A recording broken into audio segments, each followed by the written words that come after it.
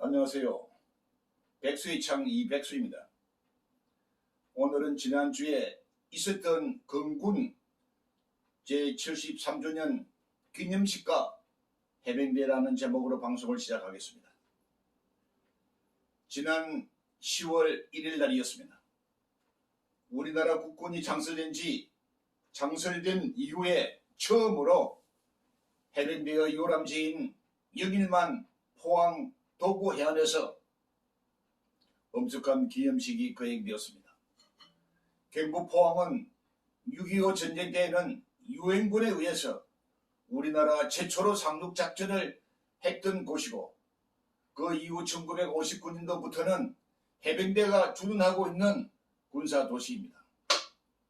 그래서 금년도 제73주년 국군의 날은 해병대가 주관했고 14,500톤 되는 해군 함성 위에서 드라마틱하게 거행되었습니다.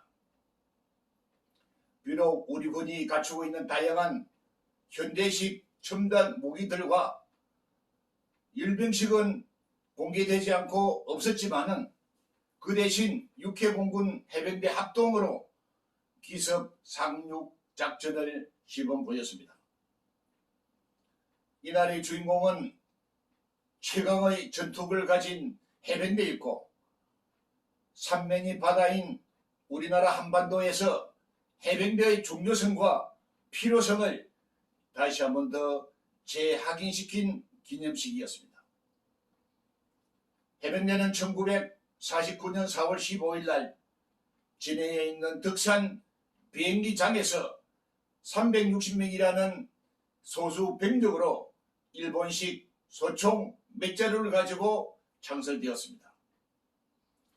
그런데도 6.25 때는 싸우면은 무조건 반드시 이기는 해병대였고, 이러한 해병대였기 때문에 외신 종군 기자들은 대한민국 해병대를 귀신 잡는 해병대라고 했습니다.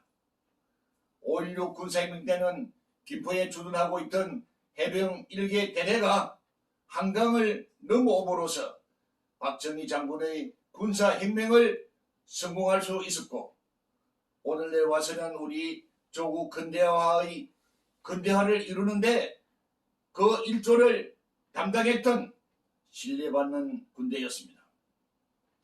언제 어디서나 절대적으로 상명하복하는 충성심의 사기는 도리어 육군들의 심한 견제로 드디어 1973년도에는 해병대 사령부가 해체되기도 했습니다.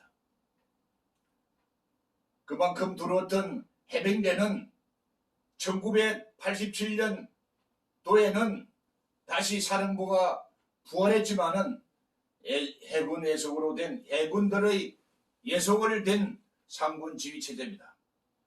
하지만 오늘날 해병대 예비역들은 쉬지 않고 한번 해병대는 영원한 해병대라는 자부심으로 나라를 지키는 자유와 평화의 수호신 역할을 감당하고 있습니다.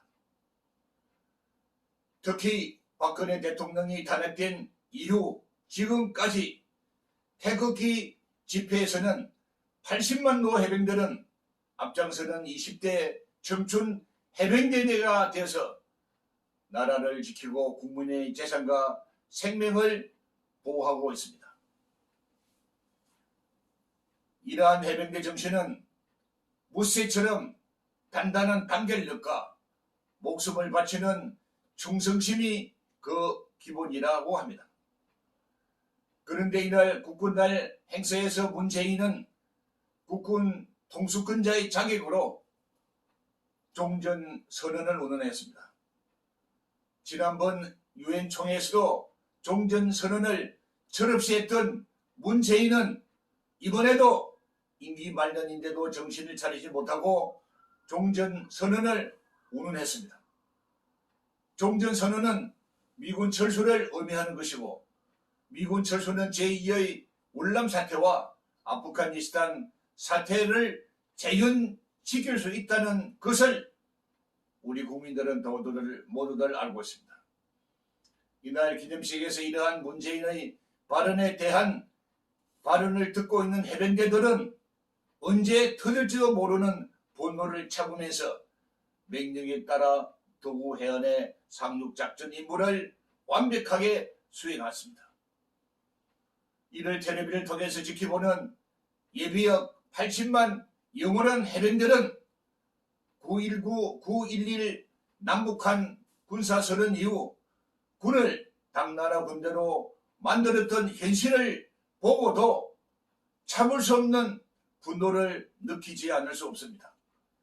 이날 국군날 기념식에서 보인 해병대들의 전투력은 역시 대한민국 국가 전략예비 기동대 되었고 80만 영원한 해병대들은 어제와 다름없는 태극기 복장으로 대한민국을 지키게 될 것입니다.